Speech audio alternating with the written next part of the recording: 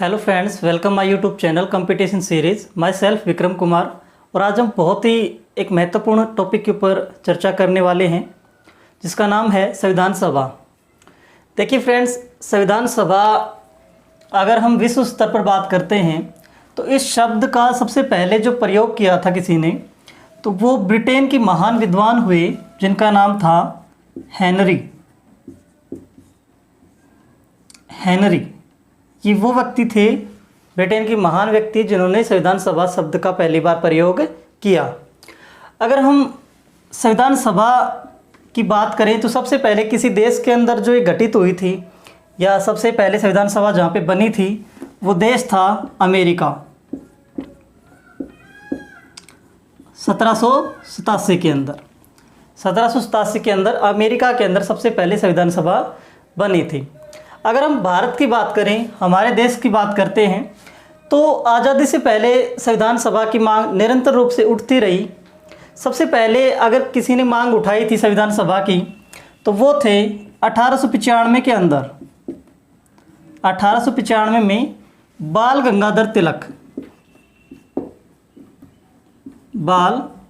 गंगाधर तिलक इन्होंने सबसे पहले 1895 के अंदर संविधान सभा की मांग को उठाया।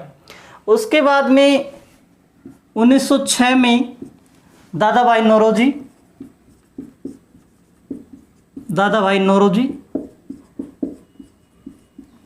और उसके बाद में 1922 में महात्मा गांधी जी।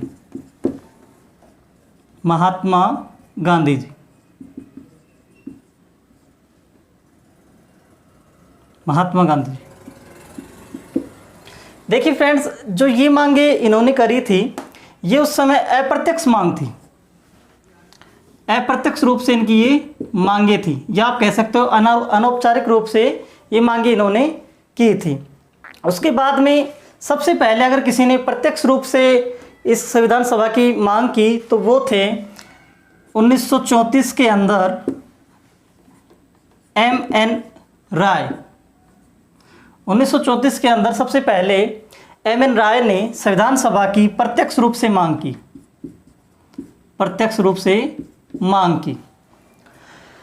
1934 के बाद में 1938 के अंदर हमारे first prime minister Pandit Jawaharlal Nehru ने संप्रभु संविधान की मांग की।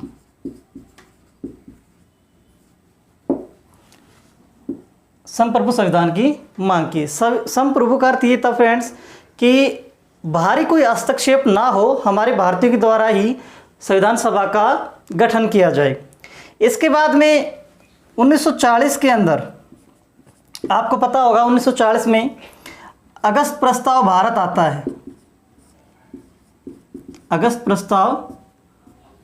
आता है। और वो पंडित जवाहरलाल नेहरू की जो संप्रभु संविधान की जो मांग थी वो मान लेता है।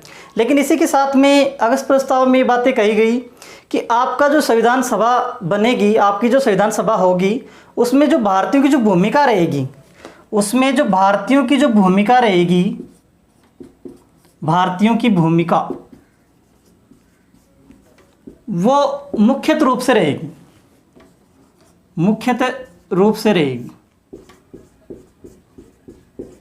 इसका मतलब ये था फ्रेंड्स कि भारतीय तो होंगे ही होंगे, उसके साथ में और भी सदस्य होंगे बाहर के, जो जैसे एग्जाम्पल के तौर पे हम कह सकते हैं कि अंग्रेज भी होंगे उसमें।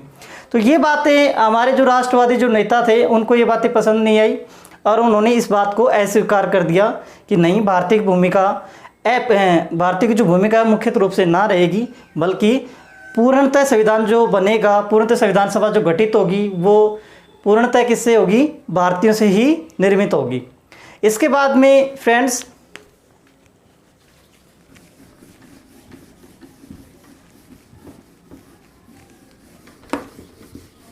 आगे चल कर के 1942 में आपको याद होगा क्रिप्स मिशन भारत आया था। हाँ, तो फ्रेंड्स 1942 के अंदर क्रिप्स मिशन भारत आता है, जिसके अध्यक्ष सर स्टैफोर्ड क्रिप्स होते हैं। क्रिप्स। जब ये मिशन भारत आता है तो ये कहता है कि चलो ठीक है, भारत के संविधान सभा का गठन किया जाएगा, भारत का एक संविधान होगा। पर ये साथ में एक बात भी कहता है कि भारत का संविधान सभा का जो गठन होगा वो उस समय जो द्वितीय विश्व युद्ध चल रहा था, जो 1939 से 1945 तक चला, तो इन्होंने कहा कि 1945 के बाद में संविधान सभा गठित की जाएगी। चलो ये तो एक कारण था। दूसरा कारण सबसे बड़ा ये रहा कि जब भारत में क्रिप्स मिशन आया और इसने संविधान सभा के बारे में कहा, तो उस समय जो मुस्लिम लीग था उन्होंने अलग राष्ट्र की मांग की। वो एक अलग राष्ट्र की मांग पे अड़ा हुआ था, तो उन्होंने क्या कहा कि हमें अलग राष्ट्र चाहिए, हमारा अलग संविधान होना चाहिए। इस वजह से क्या हुआ, क्रिप्स मिशन असफल हो गया और क्रिप्स मिशन की बातें हमारे जो भारतीय लोग थे उन्होंने नहीं मानी। इसके बाद में 1946 के अंदर 1946 में कैबिनेट मिशन भारत आता है। होता क्या है, ब्रिटेन के अंदर सत्ता पलटवार होता है, सरकार बनती है, एटली की सरकार होती है। 1946 की बात है ये। और एटली क्या करता है, भारतीय के संविधान सभा के गठन को लेकर एक कैबिनेट मिशन का निर्माण करता है। एक कैबिनेट के जो उसके 3 सदस्य होते हैं उनको भारत भेजता है। तो 1946 में कैबिनेट मिशन भारत आता है। 1946 में कैबिनेट मिशन भारत आता है। इसके 3 सदस्य होते हैं। पहले सर स्टैफोर्ड क्रिप्स, दूसरे होते हैं लॉरेंस पैंथिक, और तीसरे होते हैं एवी अलेक्जेंडर।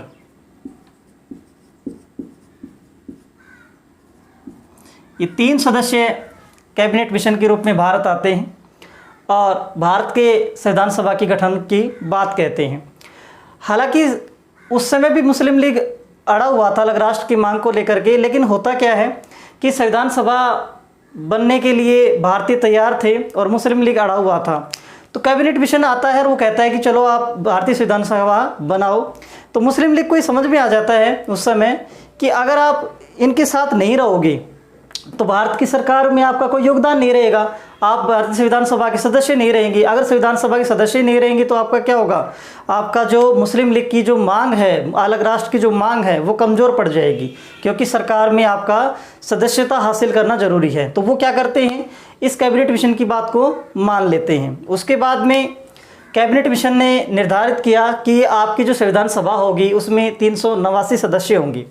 तो इन्होंने जो सदस्यों की संख्या सदस्य रखे वो थे 389, और इन 389 में से भी ऐसे चुन करके भेजा कि 10 लाख प्रतिनिधि होंगे। 10 लाख जनसंख्या के ऊपर एक प्रतिनिधि होगा। इस तरह से इन्होंने अरेंजमेंट किया सीटों का। उसके बाद फ्रेंड्स आगे हम बात करते हैं कि जो 389 जो सीटें थी वो किस तरह आवंटित की गई। तो देखिए 389 सीटों का किस तरह से बंटवारा हुआ उसके बारे में हम पढ़ेंगे। 389 जो सीटें थी उन 389 में 2 प्रकार से इस तरह विभाजित की गई। 292 प्लस 4 और यहाँ पे थी 93 सीटें। फ्रेंड्स मैं आपको बता दूं जो 292 जो सीटें बांटी गई थी वो थी जो ब्रिटिश प्रांत हुआ करते थे उस समय उनको, और जो 4 थे ये 4 थी चीफ कमिश्नरी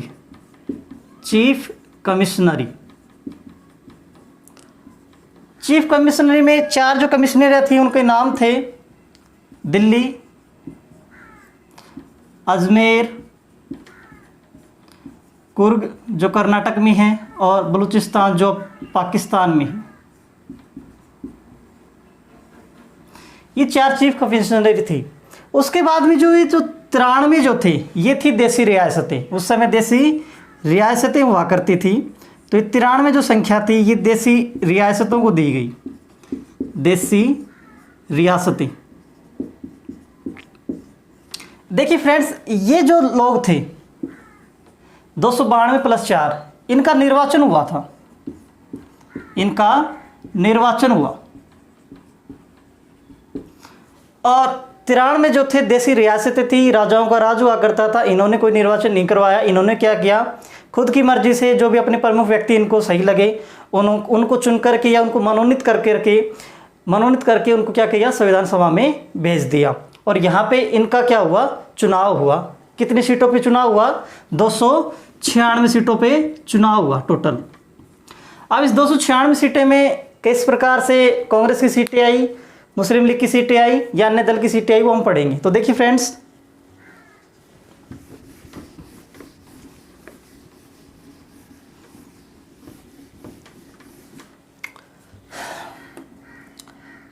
तीन 389 सीटें निर्धारित की गई। उसके बाद में जो 296 जो सीटें थी,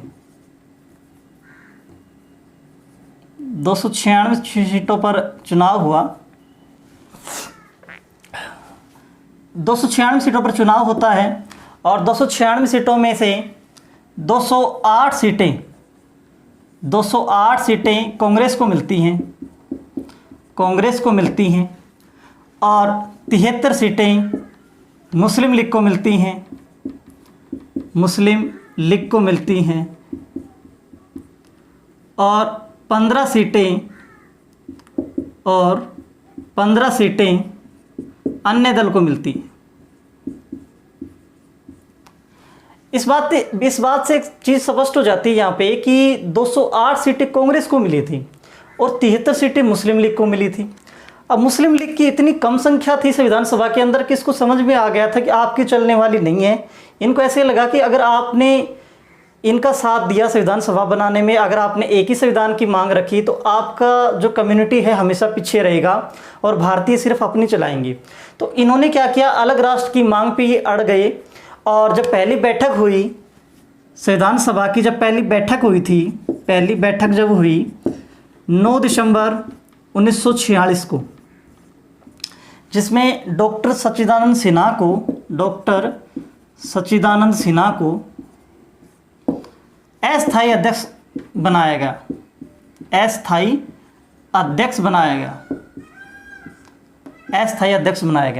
देखिए फ्रेंड्स, इनको जो अध्यक्ष बनाया गया था वो एक एज के अनुसार बनाया गया था, उम्र के अनुसार बनाया गया था, क्योंकि उस समय संविधान सभा के अंदर सबसे बुजुर्ग व्यक्ति थे, जो सबसे उम्र के व्यक्ति थे, वो डॉक्टर सच्चिदानंद सिन्हा थे, जिनको एक अस्थायी सदस्य घोषित किया गया। और फ्रेंड्स, 9 दिसंबर 1946 को जब पहली बैठक होती है तो जो मुस्लिम लीग होता है ये इसका बहिष्कार करता है और बैठक के अंदर सम्मिलित नहीं होता है। उसके बाद 11 दिसंबर 1946 को डॉक्टर राजेंद्र प्रसाद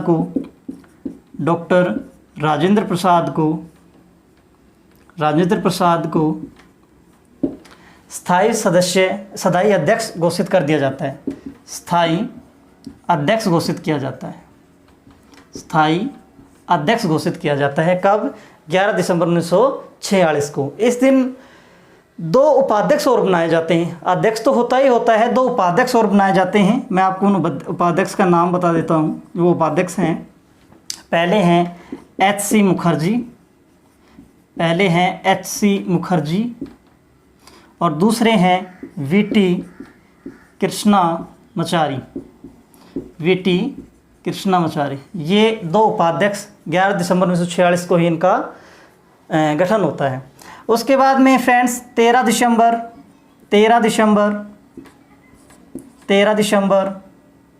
1946 को 13 दिसंबर 1946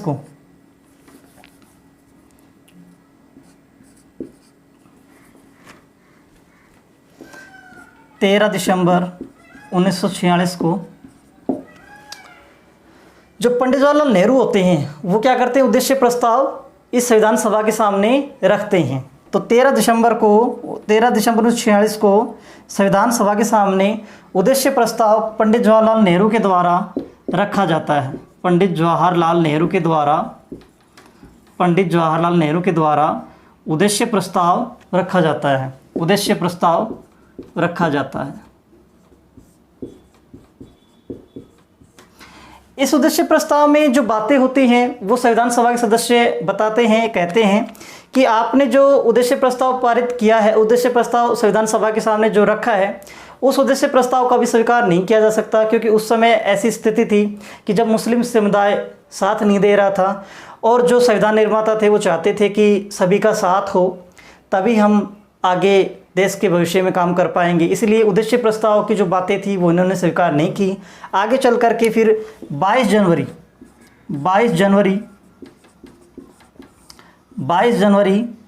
1947 को 22 जनवरी 1947 को इन्होंने उद्देश्य प्रस्ताव को स्वीकार कर लिया। उद्देश्य प्रस्ताव को स्वीकार कर लिया। इसके बाद फ्रेंड्स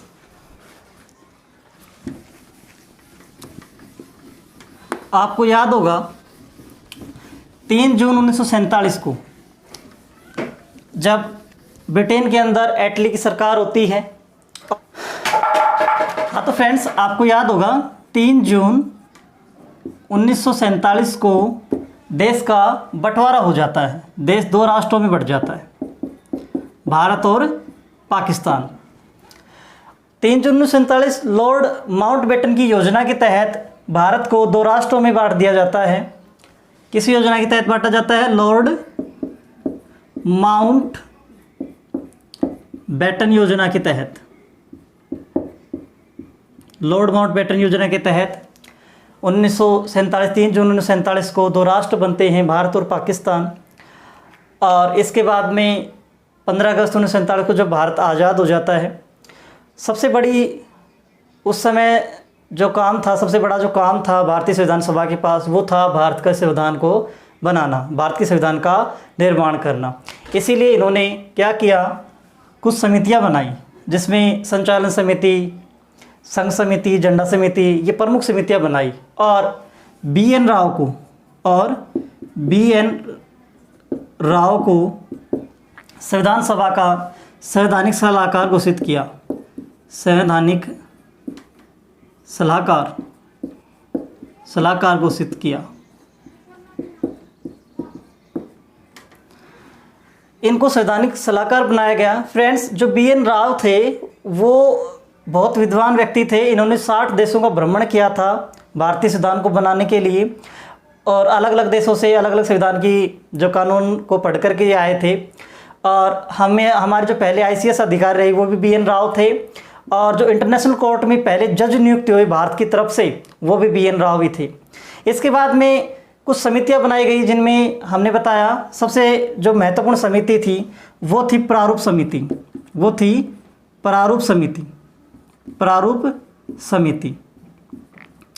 जिसका गठन जो हुआ था 29 अगस्त 1947 को हुआ, जिसके अध्यक्ष थे डॉक्टर भीमराव अंबेडकर, B.R. अंबेडकर।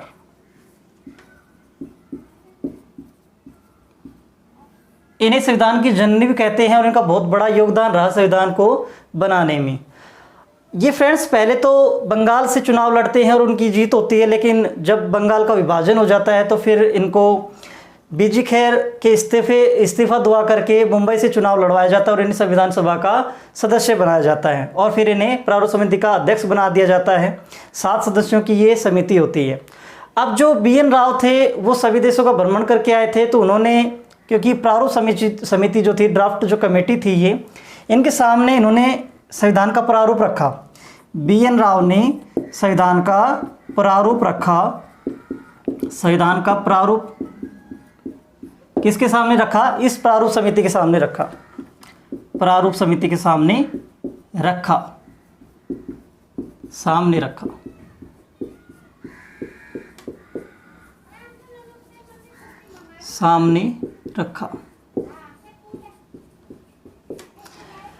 प्रारूप समिति ने क्या किया, जो प्रारूप बी.एन. राव ने इनके सामने रखा था, उस प्रारूप को अच्छे से उसका निरीक्षण किया। जो बातें जो भारत के लोक कल्याण के लिए सही थी, उन बातों को रखा, और इन्होंने एक समिति के सभी सदस्यों से विचार विमर्श करके संविधान को लिखना स्टार्ट किया। अच्छा फ्रेंड्स, जो संविधान में जितने अनुच्छेद लिखे गए हैं, जो बातें लिखी गई हैं, वो वैसे तो बहुत सालों का अनुभव रहा। 1973 चार्टर्ड एक्ट से ही बातें शुरू हो जाती हैं, लेकिन सबसे ज़्यादा जो आधार रहा, सबसे ज़्यादा जो महत्वपूर्ण योगदान रहा, वो था 1935 का अधिनियम। 1935 का जो अधिनियम जो था उसका सबसे ज़्यादा योगदान हमारे भारतीय संविधान के अंदर देखने को मिलता है। योगदान रहा भारतीय संविधान के अंदर। करीबन 250 के समथिंग जो अनुच्छेद हैं फ्रेंड्स, वो 1935 के अधिनियम से ही लिए गए हैं।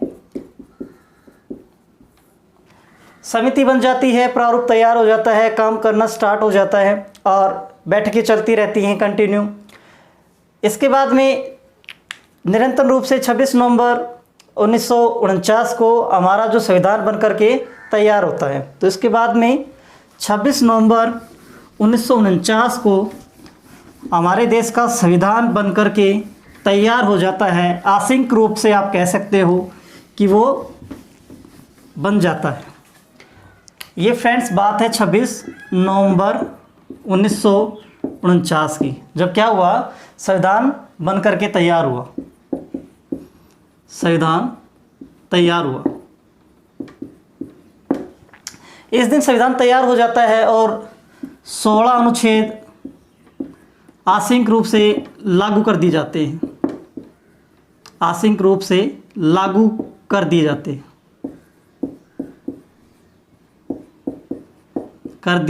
जाते हैं, इसके बाद फ्रेंड्स बैठकें चलती रहती हैं, सत्र चलते रहते हैं। 24 जनवरी 1950 को डॉक्टर राजेंद्र प्रसाद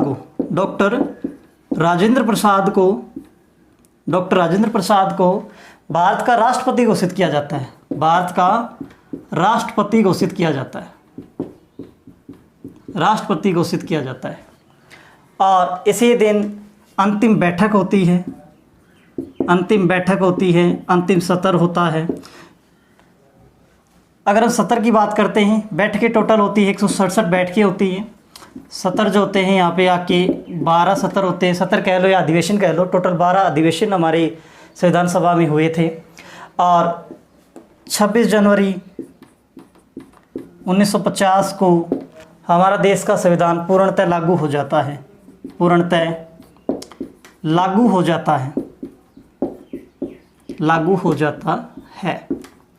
इसके साथ ही फ्रेंड्स जो समय लगा टोटल, हम आपको बताएंगे कि टोटल जो समय लगा था वो 2 साल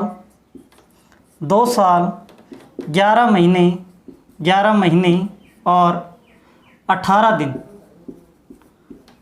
दिन इस संविधान को बनने में कुल समय लगा था। इसके साथ ही फ्रेंड्स यहाँ पे अगर हम बात करें, कुछ क्वेश्चन कभी कभी उठ जाते हैं कि जब 24 जनवरी 1950 को अंतिम बैठक हुई थी, उस दिन 284 लोगों ने हस्ताक्षर किए थे संविधान सभा को बनाने के लिए।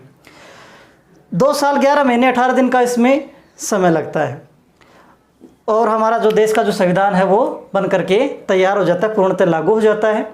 इसके साथ इस फ्रेंड्स हमारा जो ये विषय है वो कंप्लीट होता है। आई होप आपको समझ में आया होगा। आपको समझ में आया हो तो आप मेरे YouTube चैनल को सब्सक्राइब करें, लाइक करें और शेयर करें। धन्यवाद।